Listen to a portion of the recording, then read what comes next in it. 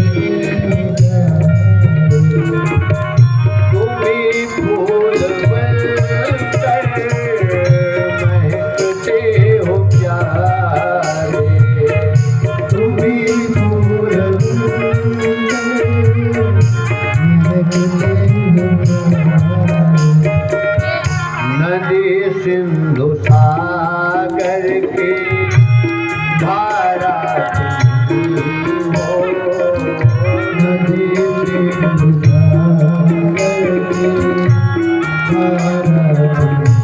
हो, तेरी जिंदगी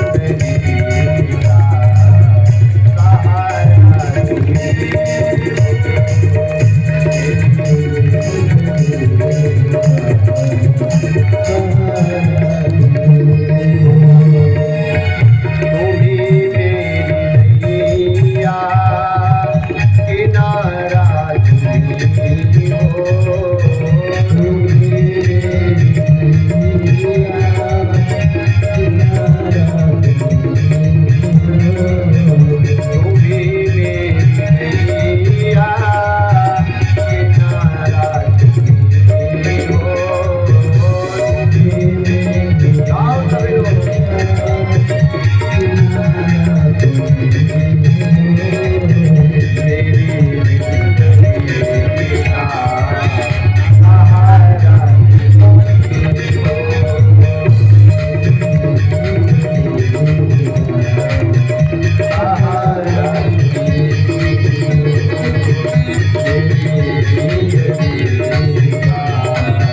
सहारा